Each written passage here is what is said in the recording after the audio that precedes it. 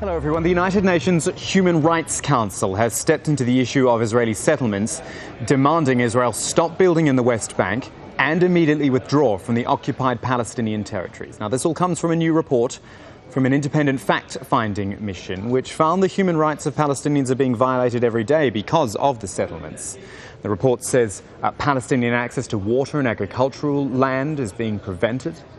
Also says Israel's policy of settlement breaks the Fourth Geneva Convention and remains illegal under international law. But Israel, which refused to cooperate with the UN on the report, has responded by saying the findings are biased and will hamper peace efforts. We're going to speak to Yigal Palmor now. He is a spokesman for the Israeli Foreign Ministry, joining us live from Jerusalem, and we thank you for your time, sir.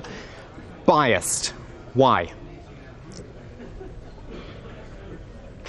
Well, first of all, this Council of Human Rights is by definition biased because Israel is the only country in the world prevented from even being a candidate for a seat in the Council, while all other countries can. In this current Council, I have seen 7 Arab countries, 7 OIC countries, and so on and so on. So, of course, any resolution by this Council is almost by definition biased. In this case, of course, we have suspended our working relations with the Council because of this, of the establishment of this fact-finding committee, whose mandate was to find Israel guilty before the fact-finding mission even started. Okay, biased is one thing, inaccurate is another. Do you dispute the facts which they found? They say this is a fact-finding mission, it was independent, and this is what they came with. What are your arguments against it? Where did they find the facts? My argument is, did they go on the ground? Did they visit the places that they are talking to? Of course not. Yes, it's true, they didn't come to Israel and to the West Bank because Israel refused to cooperate with that fact-finding mission for the reasons I've just presented. But the fact remains, they never went to the place that they pretend to describe. So yes, it is partial and lacking, but with and respect, its conclusions the settlements are definitely not useful. The settlements are there, whether they see them today or tomorrow, they are there. Yes. And this is international law saying, bring the settlements down, stop the settlements, and get out of the Palestinian territories.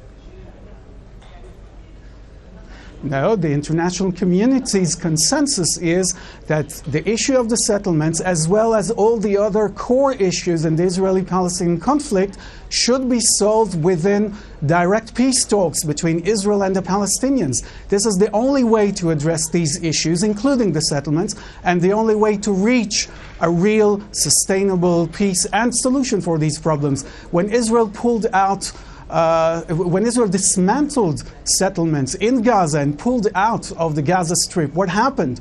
Was it convincing enough for the Palestinians to make peace or to continue with the peace process?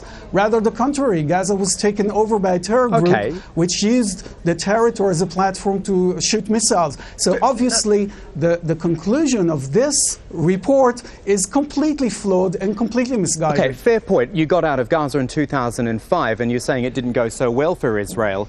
But what do you get out of staying in the West Bank and the other occupied Palestinian areas? What is Israel achieving there in not giving land back to the people that they're supposed to have and that the international community is saying the Palestinians are supposed to have this land? Why stay in there? Why not get out, as the international community says, and work towards peace? The Palestinians have said, stop the settlements, we'll talk. But that's precisely the point. We want to talk about a peace agreement that will enable us to solve together between Israelis and Palestinians, together, the issue of the settlements and borders and territories and security and all of these issues within an all-encompassing peace agreement. And so we can establish a democratic Palestinian state that can coexist and live side by side with Israel. And the question of the settlements and other questions will be resolved. But by not talking to us, by setting more preconditions every time, the Palestinians are only making the situation worse because nothing is changing. Okay, final thought from you, and this is going right back in time, but I want to go back to UN Resolution 181, which is what allowed the State of Israel to exist. You owe the United Nations a lot, but it seems to be that in a case like this, and maybe this is indicative of other things as well, picking and choosing what the UN says. If the UN says this, the UN creates international law like this, and they do it through an international independent committee, surely you've got to listen at some point. You know who is doing the picking and choosing? The UN.